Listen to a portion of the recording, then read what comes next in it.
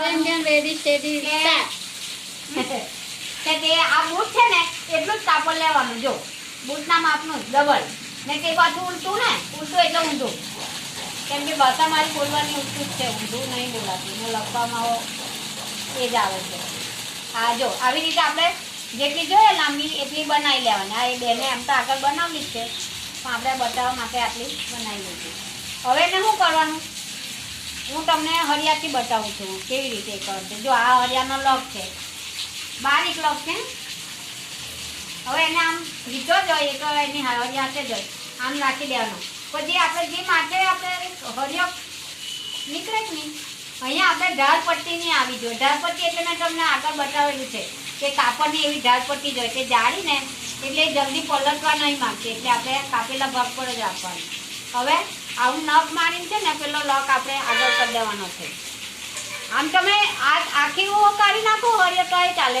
પછી થોડું એમ આગળ લઈ લેવાનું ને પછી પેલો લોક એ કરી દેવાનો. લોકમાં છે ને કાપડ ભેરવી દેવાનું એટલે આપણે લોક તે થઈ જાય. તો વધારે લેવાનું. જો મેં તમને બતાવવા માટે છે ને થોડું કરી લીધેલું છે કેમ કે તો લોક નીકળી જાય છે અડધે જતા. પણ શાંતિથી કાઢો તો વાંધો નહીં આવે, આવી જાય. તો બને તેમ તમારે હમણાં નીચે ને એટલે તમારે લોકમાં કાપડ વધારે નાખવાનું. જો આવું નખે જરા કામ કરીને પલટી કરી દેવાની.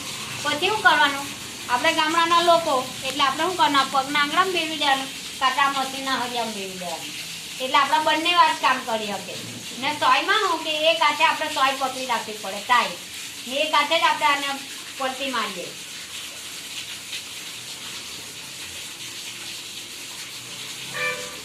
પાણી પર રાખવાનું એક બોટલમાં થોડુંક પાણીવાળી આંગળી કરી નાખવાની એટલે જલ્દી ફટાફટ પડી જાય. ને રેસાવાળું કાપડ હોય ને તો થોડી દિક્કત રહે સુકાવામાં કેમ કે રેસા બહુ જાય છે. એટલે જો આ રેસાવાળું કાપડ છે એટલે તમે બતાવી દેમ છું.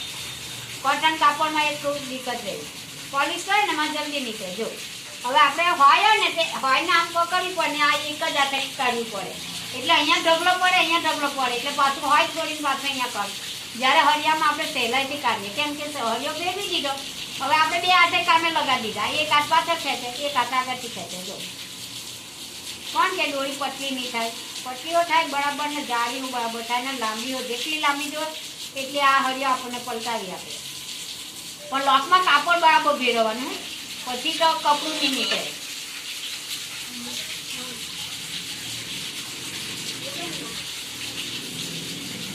તમે એકવાર પેલા હરિયો માટે કાઢી લો તો પણ ચાલે. ચીડા તો હરિયો કાઢી જવાનો. જો આ હરિયો નીકળી ગયા એટલે લોક કરી દેવાનો, હરિયો મૂકી દેવાનો. પછી આ હાથે બરાબર પકડી રાખવાનું. નહીં તો પછી ચાલુમાં તમારે શું કરવાનું એક હાથે ઉપરથી લેવાનું એક હાથે નીચેથી.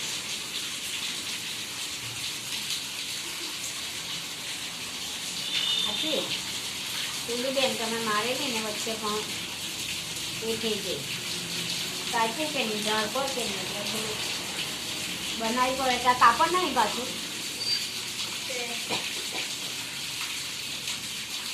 જો તમે ઢાળ પટ્ટીની આ દોરીની બનાવતા ને ઢાળ પટ્ટીની દોરી બનાવે ને તો મશીનની લગોલગ આપણે કાપડ કાપવું પડે ને કોઈ વાર શું કરે પલટતા પલટતા મશીનની ઢાળ નીકળી જાય તો આવી દોરી ખુલી જાય.